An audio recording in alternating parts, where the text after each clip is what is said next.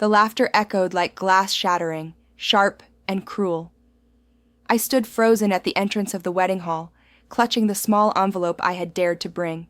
The chandeliers glowed golden above the tables, dripping in flowers and fine china.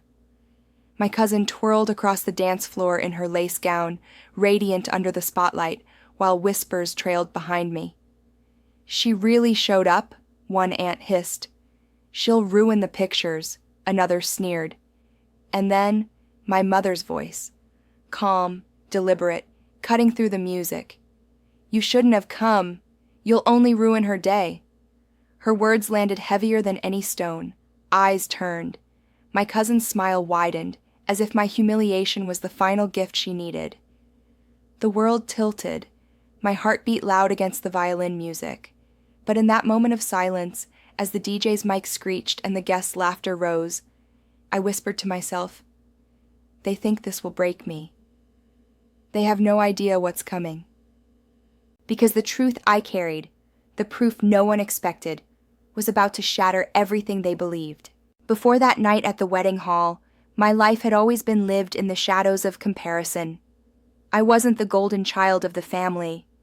That crown belonged to my cousin, Lena. She was the one people whispered about at gatherings. So beautiful, so successful, such a blessing. Whenever she walked into a room, compliments trailed behind her like perfume. And me, I was the background, the quiet, dependable one who never caused trouble but never shone bright enough to earn applause. I worked full-time at a modest office job. My days were simple. Early mornings, endless spreadsheets, saving every dollar. While others spent on dresses and vacations, I saved. A small wooden jewelry box sat on my dresser, filled not with jewels, but with envelopes of carefully stacked bills. That box was my silent symbol of hope, proof that even without family support, I was building something of my own. But in my family's eyes, effort meant nothing. Appearances meant everything. At gatherings, Lena's engagement ring would be passed from hand to hand, admired under every light. I still remember one Sunday dinner when my aunt pressed my hand to compare. She lifted it, frowned at the bare finger, and chuckled. "Still nothing? You'll have to hurry before time runs out." The room laughed. I smiled politely, swallowing the sting. My mother didn't defend me. She never did. Instead, she leaned into the performance, smiling as though the joke was hers to share. Over time, I learned to laugh along too. But laughter leaves echoes, and those echoes follow you into the night. The favoritism wasn't new. As children, Lena's drawings would be taped to the fridge, praised as artistic genius. Mine ended up stacked in a drawer. When she got into college, the family threw a celebration. When I quietly earned a scholarship, my mother just said, "Good." Less money for us to spend. I told myself I didn't need their applause. But silence from the people you love cuts deeper than words. And then came the first sting. The kind of humiliation that never leaves you. It was at a bridal shower, weeks before the wedding. Everyone was there. Relatives, neighbors, even old family friends I hadn't seen in years. Gifts piled high, wrapped in shiny paper and tied with satin ribbons. I had brought something simple but heartfelt, a handmade photo album, filled with pictures of our childhood, vacations, birthdays, even silly sleepovers where we stayed up all night. I thought it would mean something.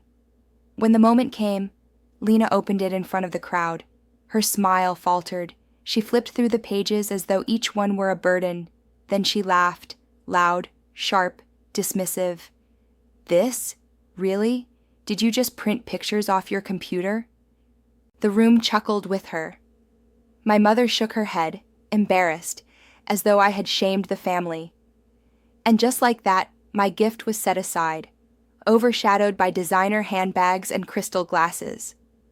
The laughter stung. The photo album sat abandoned, its cover bent, pages crumpled. But in that moment, I learned something important. Their approval was never mine to win. And yet, deep inside, I knew something else. This wasn't the end of my story. Because sometimes, the people who dismiss you most carelessly forget that you're watching, that you're remembering, that you're waiting.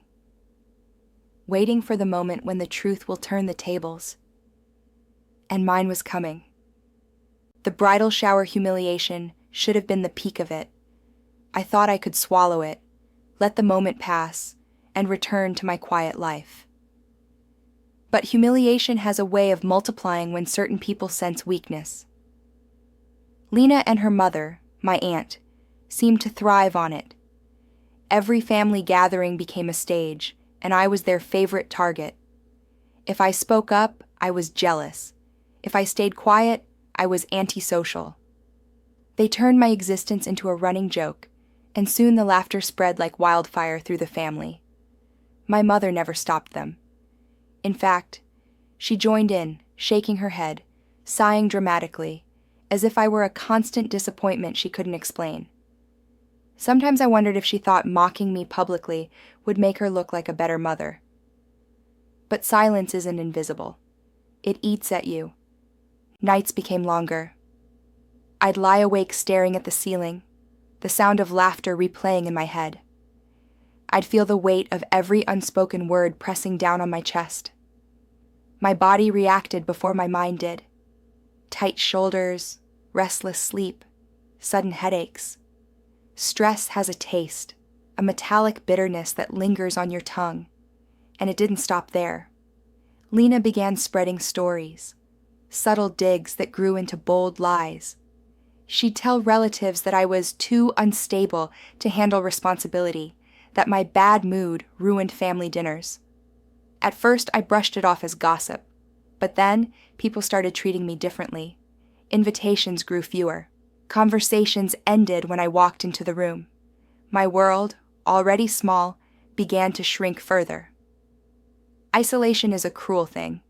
You start doubting your own worth when others do it loudly enough. But then, just when I thought I was completely alone, someone reminded me I wasn't. It was at work. My coworker, Aisha, had noticed the shadows under my eyes, the way I stared too long at my desk instead of joining lunch breaks. She sat beside me one afternoon, her voice soft but firm. "You know they're wrong about you, right?" I blinked at her, startled. "What do you mean?" "I mean," she said, smiling faintly, "people who tear others down are just protecting their own cracks. You're stronger than you realize." Her words hit me harder than any insult. Stronger? I didn't feel strong. I felt broken. But in that moment, I realized something. She saw me in a way my family never had. For the first time in a long while, I didn't feel invisible. That night, I pulled out the old wooden jewelry box, the one holding my quiet savings. I lifted the lid, tracing the edges of the envelopes inside. Each one was proof of my effort, my discipline, my resilience. Proof that no matter what they said, I was building something they couldn't touch. The jewelry box, once just a place for savings, began to feel like more, a symbol of independence, a quiet rebellion. Still, the tension grew heavier by the day. The wedding drew closer, and with it, the pressure. Lena and my mother seemed intent on pushing me out completely. One evening, as my mother spoke on the phone in the kitchen, I overheard her words through the thin wall. "Of course she's not invited. Can you imagine? She'll ruin the pictures. It's better this way." I froze. My throat tightened. She wasn't just going along with Lena, she was helping erase me. That was the night I realized the truth. This wasn't just favoritism. This was betrayal. And betrayal has a way of sharpening you. As I lay awake, staring into the darkness, one thought burned steady in my chest. They think I'm powerless. They think I'm alone. But they're wrong. Because I wasn't going to let this end the way they planned. This was only the beginning.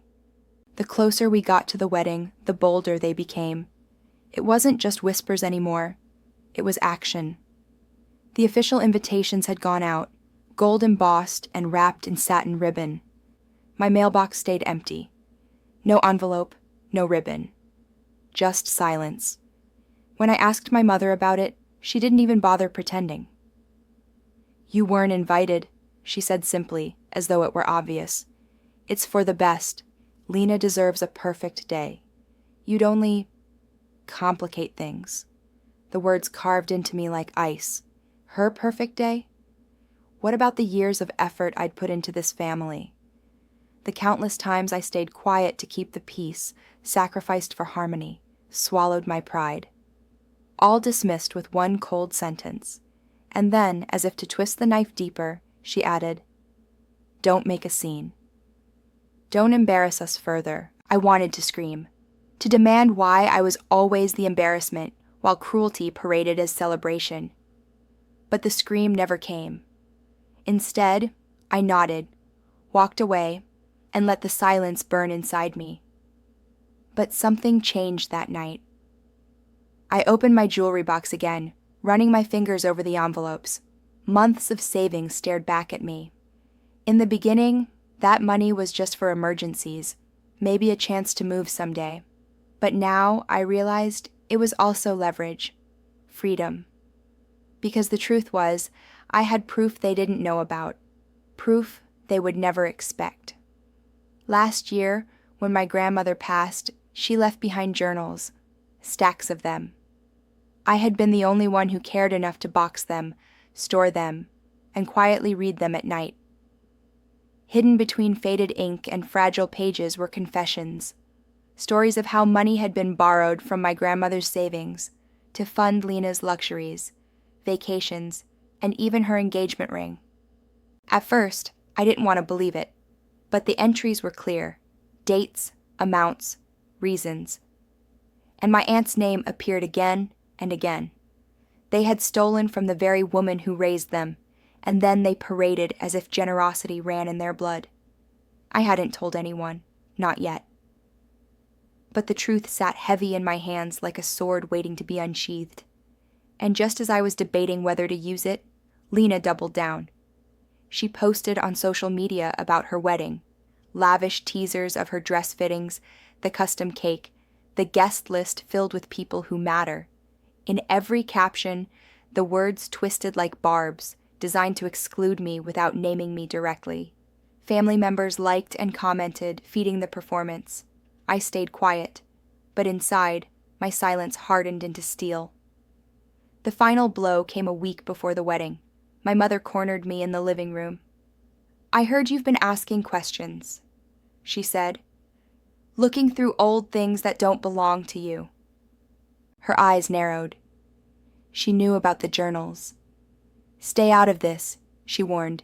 "If you cause trouble, if you bring shame to this family, you'll regret it." There it was, the threat. Her voice was calm, but her eyes gleamed with the same cruelty I'd seen in Lena. For the first time, I realized my mother wasn't just complicit. She was a co-conspirator. I wanted to break down, to crumble under the weight of it. But instead, something inside me locked into place. I smiled, though my chest burned. "Don't worry," I told her softly. "I know exactly what I'm doing." And I did. They thought they had cornered me with silence, exclusion, and fear.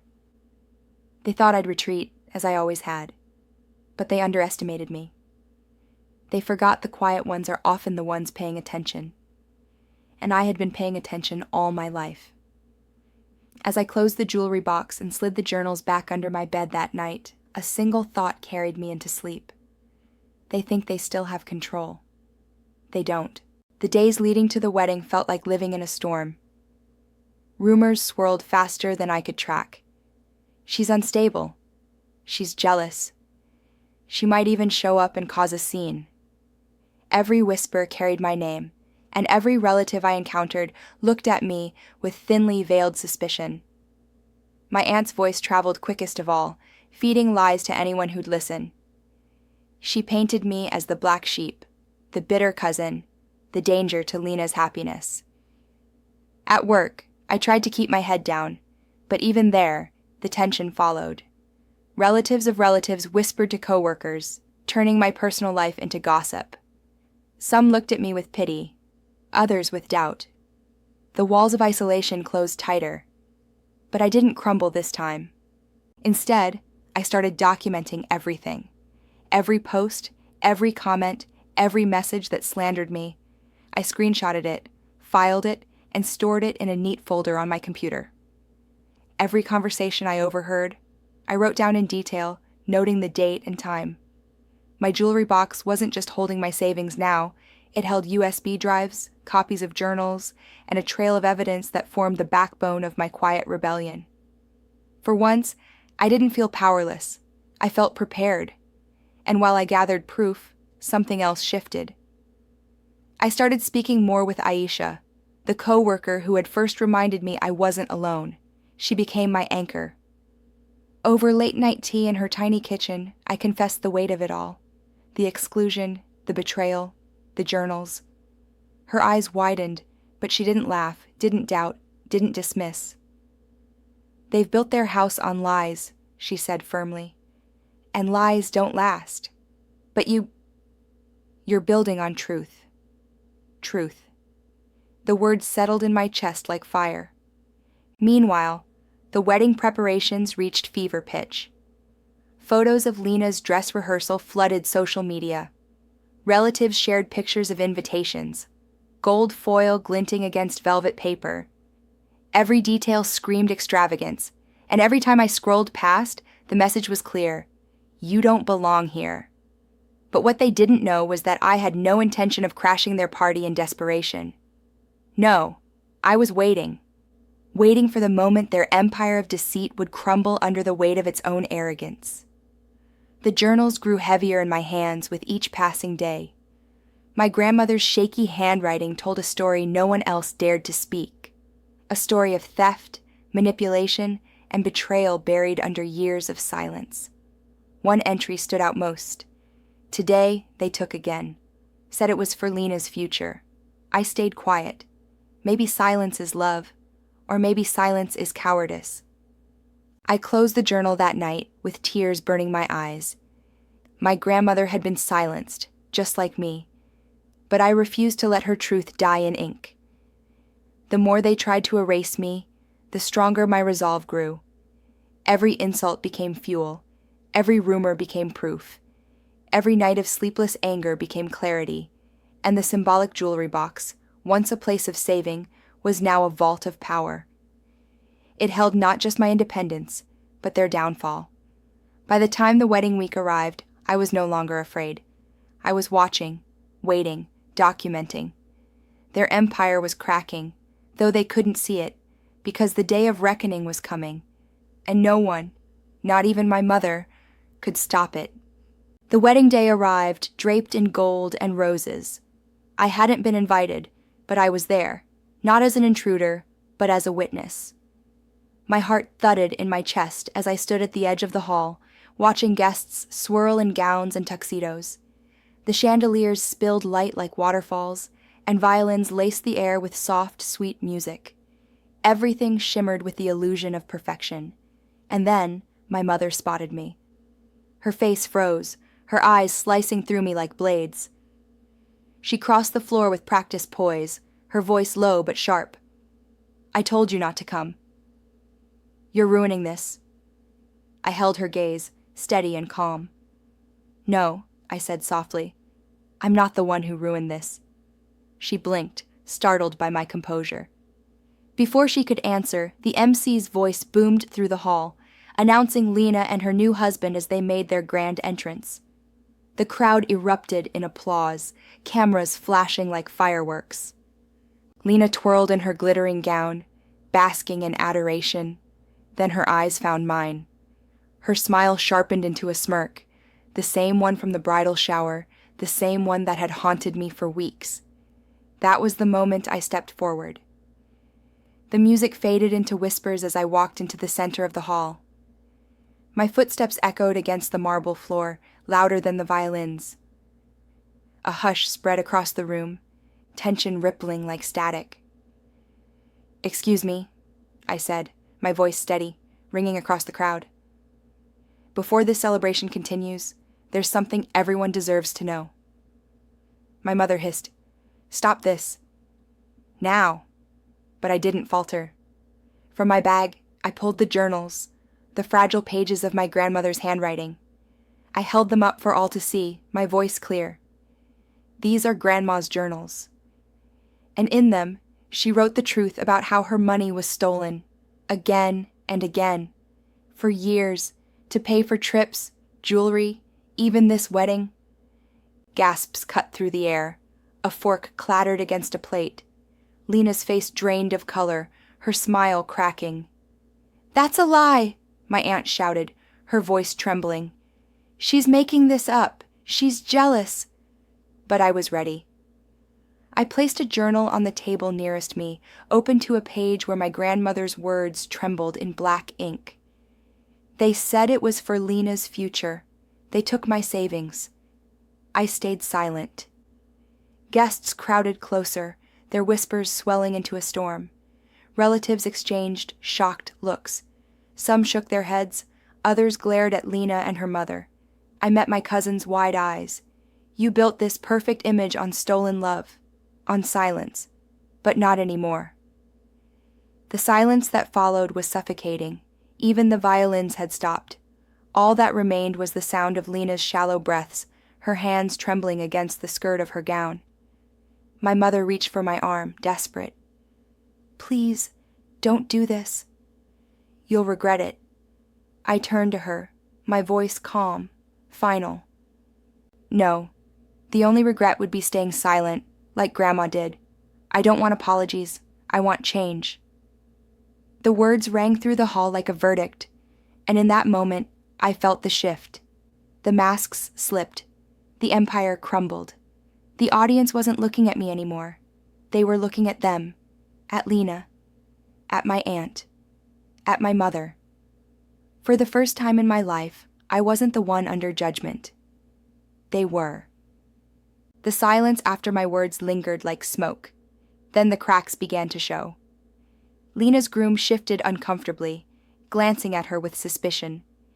Guests murmured, some pulling out their phones to snap pictures of the journals, others whispering about the money. My aunt tried to raise her voice to shout me down, but her hands trembled too much to command the room. The perfect wedding, their grand performance, unraveled in a single moment. I didn't stay to watch it burn. I left the journals behind, open for anyone who wanted the truth. My footsteps echoed as I walked out into the night air, cool against my flushed cheeks. For the first time in years, I felt light.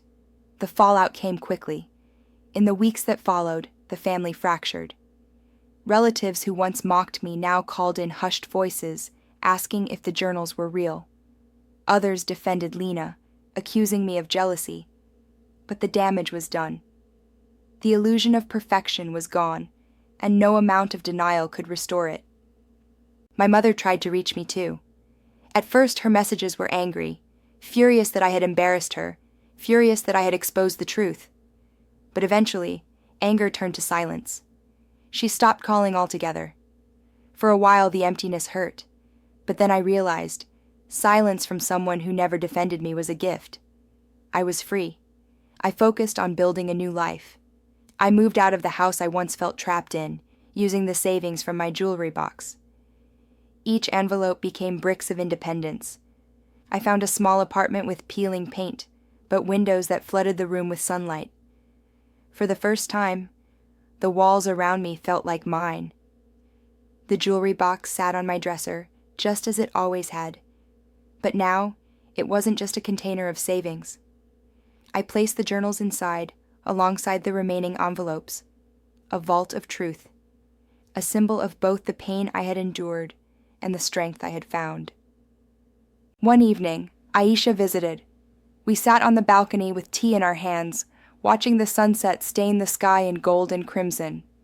She nodded toward the box. "So, what will you do with it now?" I smiled faintly. "Keep filling it. But not just with money. With things that matter, letters to myself, memories worth holding on to, proof of who I am. Without them." She raised her cup. "To new beginnings." And I raised mine. Looking back, the irony wasn't lost on me. They had excluded me from the wedding to preserve an image, to erase me.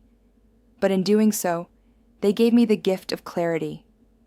I no longer needed their approval, their invitations, their stage. I had my own life to build.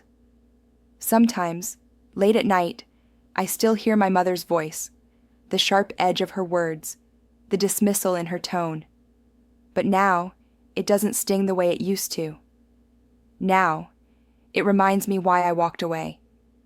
And every time I open that jewelry box, I remember. Silence may have broken my grandmother, but it didn't break me. Because this wasn't the end, it was the beginning.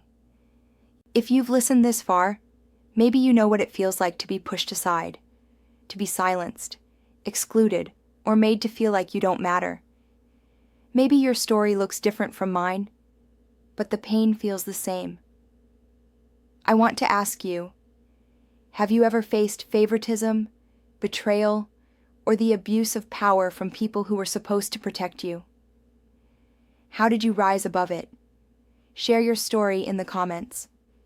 Someone out there might need your words the way I once needed to hear I wasn't alone. Because in the end, worth isn't something they give you. It's something you claim for yourself. And once you claim it, no one can take it away.